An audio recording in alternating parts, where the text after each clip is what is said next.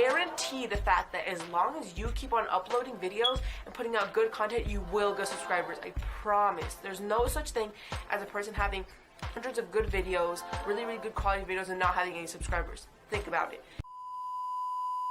Hey, what is up, you guys? So in today's video, I am so excited. It has been a very requested video, not really in the comments, but by other people.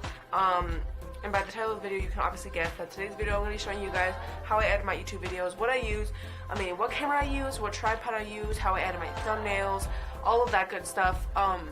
Okay, Future Lucy here. Basically, I forgot to mention that in the description down below, I'm going to have what times everything starts. For example, I'm going to have what time I show you guys how to make thumbnails, or what time I give you guys my tips, so make sure to check that out. Okay, resume.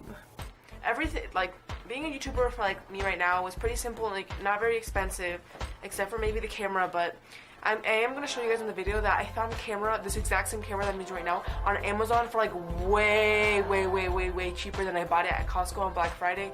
So I'm going to link that in the description, and I really recommend buying it on Amazon and not at Costco like I did. So it's too late to return it and buy it on Amazon, but oh well. Yeah, I can actually, since I got a new tripod, I can actually make my background kind of cute.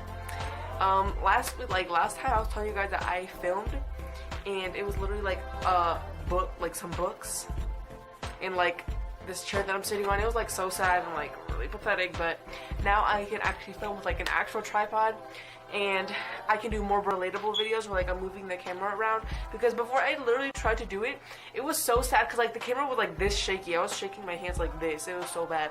But at least I tried, right? Anyways, I really hope you guys enjoy. And if you have any more questions, just do not hesitate to leave those in the description. And yeah, I really hope you guys enjoy. Okay, guys. So basically, in this clip, I'm just gonna show you guys little snippets and stuff of what my camera and tripod look like. In the description down below, I'll make sure to leave a link of what tripod I have and what camera I have. By the way, it is a Nikon Coolpix L840 or something like that. Like I just said, I'll leave it in the description down below, but I'll just go ahead and let you guys look at the little snippets of these two things and how I use them and how they can be used, and just kind of get the idea of how they work and stuff like that. So I'll just go ahead and let you guys look at this.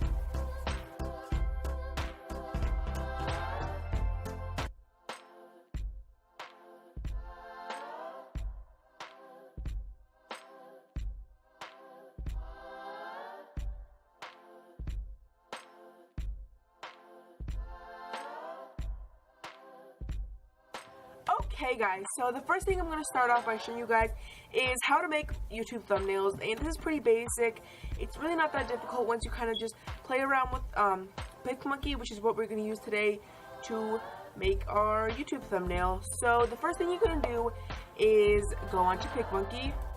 So basically what you want to do is just go into PicMonkey, and you may notice over here where I'm wiggling my mouse, this is basically just asking you if you want to pay for a royal membership on PicMonkey, which basically means you get certain features on PicMonkey that you would not get if you didn't pay for it. I personally do not pay for PicMonkey, so I do not use this usually. Okay, now you may notice over here where it says edit and where it says collage. Today we're going to be using collage to edit our thumbnail. So basically, you're going to open up your pictures and choose any pictures you would like. In this case, this is where you would be adding whatever photo you would like, but I'm just adding any random photos today. Okay, so once you click on the photo that you would like to add to your collage, it should pop up with a little monkey, and you just need to wait for that to finish loading, and it should look a little bit something like this. Now, you just kind of want to ignore this general area with the little collage, and you want to go into add photos and click on the little green bar right here. Okay, now a little bit something like this should pop up, and from here you just want to click on as many photos as you would like, or all the photos that you are going to add onto your collage. So I'm just going to go ahead and add those in right now. Okay, so now I have all my photos chosen, and you are just going to go ahead and go to this little down bar over here, and you want to change the first little box to 1280, and you want to press this little lock over here to make sure that stays locked, and you want to press this other one and change that to 720. And this is what it should look like, and this is what the standards for the YouTube thumbnail, and we're just going to come back to that in just a minute. But I just kind of want to explain this little bar over here. This is basically where you can choose how many boxes you want in your collage. If you want to have 4 or 5 or the different layouts. They have really cool layouts like this one where it's 2 boxes next to each other. More that's kind of traditional where there's 4 boxes and they're just kind of all squares. And for this, I would just kind of recommend going in and messing around and kind of playing with everything and seeing which one you like best in your thumbnail personally. I also wanted to say I'm actually really bad at explaining things, so if you're left with any questions, just ask me those in the comments down below. Next, you just want to go back to your photos and you just want to go ahead and drag those onto your collage. You can go ahead and adjust them and edit them how I'm going to in just a minute. And I'm just going to keep on adding the rest of my photos and I will be right back.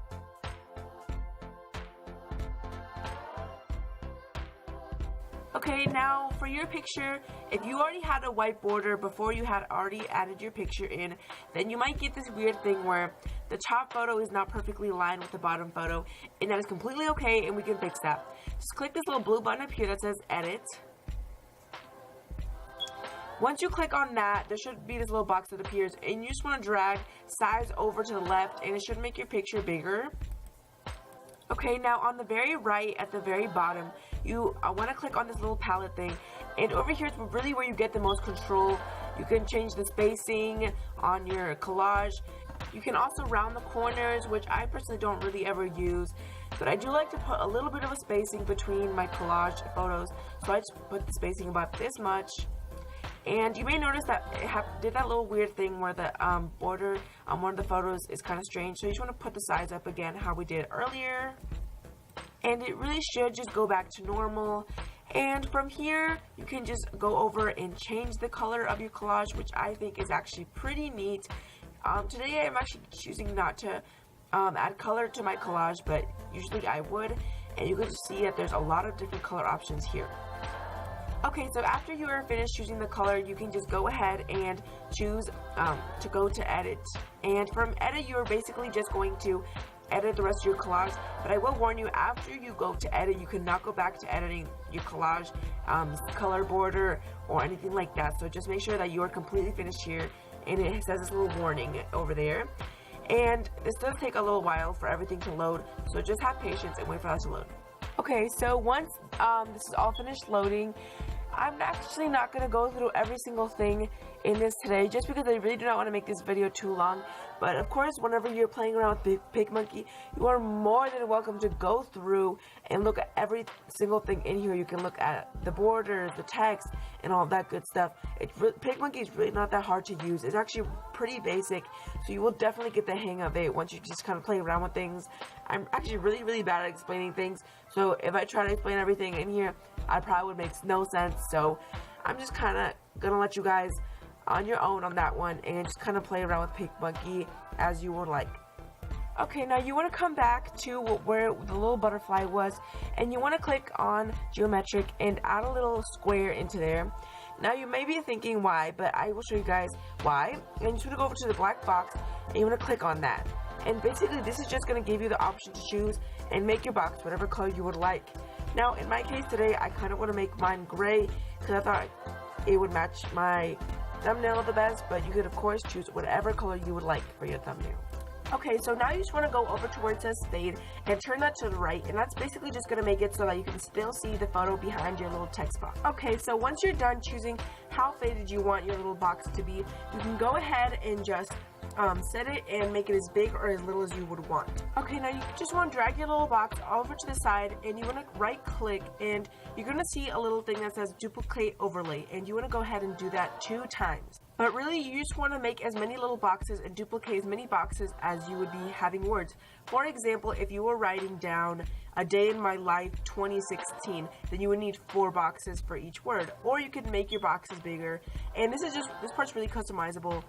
And then you want to go over to text, and you just want to go through and look at all the text. They have a lot of options, and you just go through and decide on which one you want. Then you want to go ahead and click add text, and you just want to write down what you were going to write down. So in my case, I was going to write down day in my life, and that's pretty much it. This is not actually something that I was going to post, but this is just an example. So once I'm finished writing down all my text, I'll come back to you. Okay, now once you have all of your little text, what you can do now is just expand them and make them as big as you want, and I'm just going to go ahead and do that. And as you guys can see here, you just kind of drag and just put them in whatever position you want to. So yeah, I'm just going to go ahead and do that. And then you can also go ahead and grab your little box, and you're going to put it behind your text. And this is what I was talking about earlier. You can still kind of see the photo behind the little box in your text. So that was the whole point of us kind of fading our box and all that good stuff. So I'm just going to go ahead and finish this, and I'll be right back. Okay, so from here, you can just kind of see that I'm going to go ahead and tap on my text. And in this case, I kind of want to change the color of my text. So I'm just going to go through and kind of just look at all the color options and see which ones I think match my collage the best. And I think that an orange would have matched best. So I'm just going to go ahead and choose that, and I will show you guys the end result of what my text looks like. Okay, so this is what the end result of my text ended up looking like. So next I'm just going to show you guys how to add those really cool overlays over your thumbnail. Like emojis and stuff. So first you want to go onto Google and you want to search up any emoji that you would like. In my case, I'm pretty sure I'm going to search up a watermelon emoji or a bean emoji or anything like that. Okay, now once you're on the page of whatever emoji, whatever overlay you want to choose, you just want to go ahead and look through all of them and kind of see which one you think is going to fit your thumbnail the best. Now you may notice on some of the little pictures, there might be a little checkerboard background, and what that basically means is that is already PNG for you. PNG basically just means that the little white background is not going to show in your picture, which is definitely what you want. But just in case you could not find an emoji where the PNG background is already there, I'm going to go ahead and show you guys how to do that yourselves.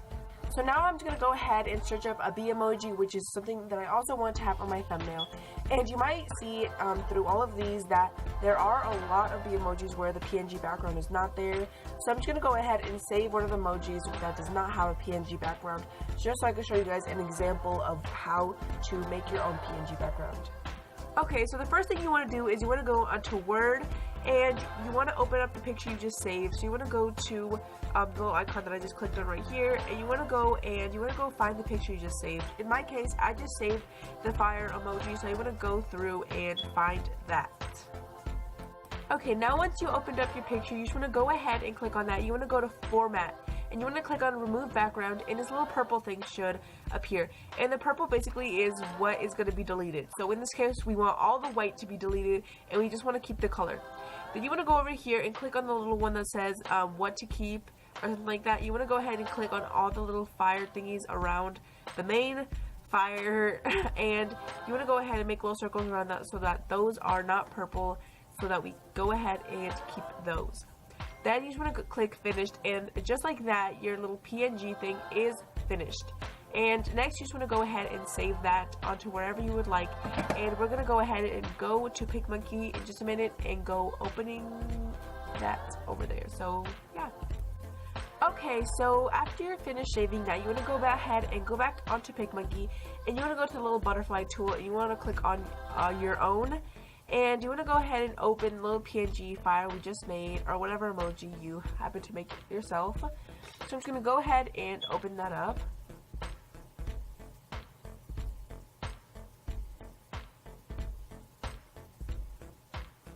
And this is just an example of what I was talking about whenever I said that the white border can get really annoying sometimes. And this is the whole reason that we basically just went through the whole process of trying to make our background PNG. So that's pretty much what it would look like if we would not have done that. Okay, so off camera, I just went ahead and added the rest of my little emojis, and I'm just going to go ahead and open up the fire one, which is the last one that I'm going to be adding onto my thumbnail. Then you just want to go ahead and open that up and kind of just put it wherever you would like, adjust it, make it smaller, make it bigger, do all of that good stuff. So I'm just going to go ahead and set that up, and I'll show you guys how you can go ahead and save your thumbnail. Okay, so now we're basically done. After I just kind of finished adjusting my little fire emoji to my liking, this is basically where we are, and we're finished unless you want to go back and add more things. But you just want to go ahead and click save so we can go ahead and save our little thumbnail. Okay, now once you click save, this should appear, and usually people will tell you to go over here and save to your computer, but I find that this sometimes takes way too long and it really takes up a lot of memory.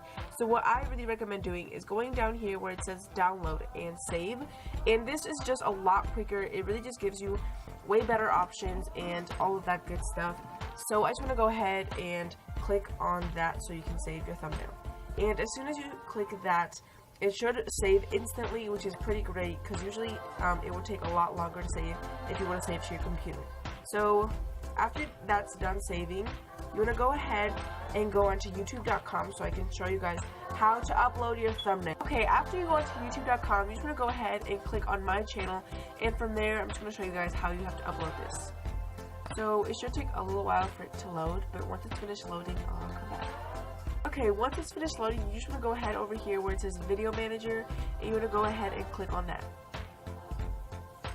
Okay, now once that finishes loading, whenever it's on here, you just want to go ahead and go to any video you would want to make your thumbnail different for.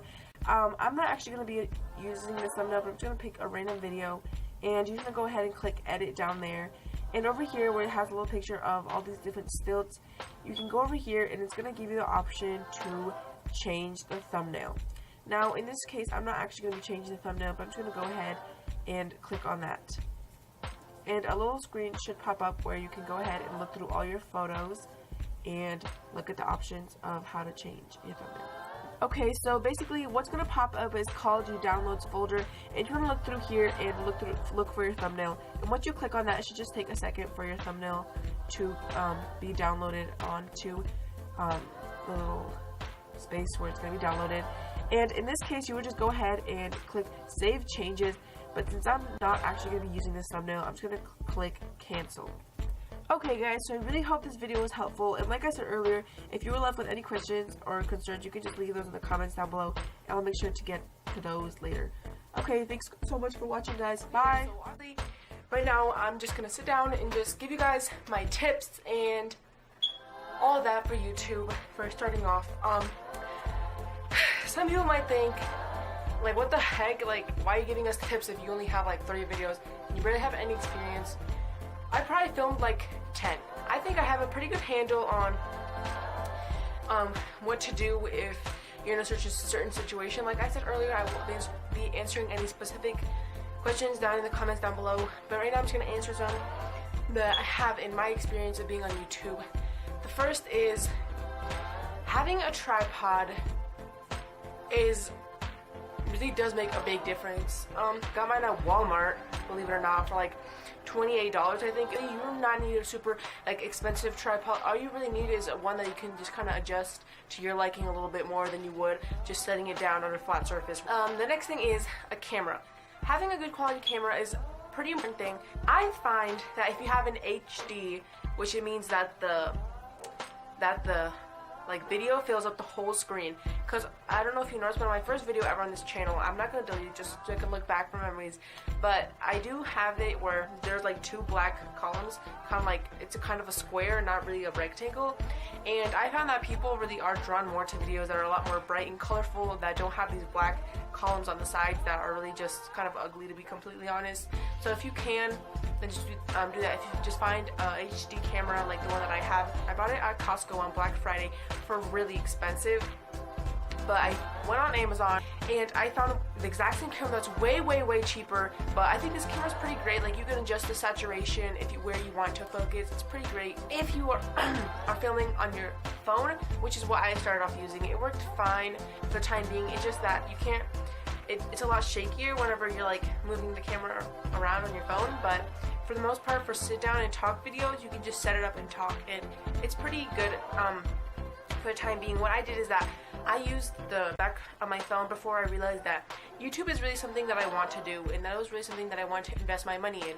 So that's what I did. I saved up, I bought myself a camera and a tripod, and that's pretty much it. Just remember, whenever you're filming on your phone, remember to tilt your camera like this so that it's full HD. Another thing I have to mention is lighting. Really depending on where you live and what time of the year is, the lighting will change. For example, right now the lighting is kind of weird. Prime lighting time for me in Missouri is 11 o'clock in the morning, which is okay, I guess, especially for the winter time. During the summer, prime lighting time is a pretty decent time. Around 12 or 1 o'clock is pretty prime lighting time, so it gives you about 2 more hours during the summer, and it's really during the summer you can film at any time of the day and it looks way better. Today's actually looking pretty nice, so that's why I decided to film today. It's like 70 degrees outside. I was like, yes, because like it's 70 degrees and it's the middle of winter. So as far as like what type of videos to make, I did find myself struggling at first. I wanted to make like cooking videos, but then I thought that's not really a place that I'd like to be. Like I do really like baking and stuff like that, but it's not the YouTube category that I would like to go in. I went into more of a twist. I like to make relatable videos, such as types of remember to do YouTube because you really like editing and filming and all that stuff. Do not do YouTube because of the money or because of whatever you think you want to do. I like YouTube because it's fun to, like for me personally, I like editing and filming, and I think it's fun making people laugh and smile and all that stuff. So that's honestly why I did YouTube. Go into whatever category you want, or if you want, you can do a big mix of all the things. You could do cooking, beauty, gaming if you want to, lifestyle, all the videos into one channel if you feel like it. Do whatever you want. Do not feel pressure to do a certain type of video just because they're more popular on YouTube. If you put in the effort, you will get subscribers, and it's not even about the numbers. I'm just saying if that's really what you want to do, then I promise you will get subscribers. Now the next category I really want to talk about is editing. I have Windows Movie Maker.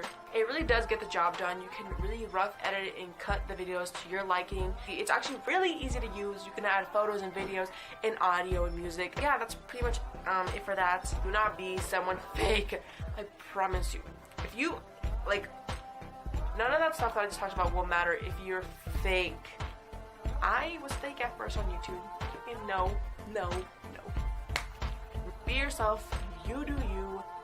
Just remember, just try to act like yourself and don't be.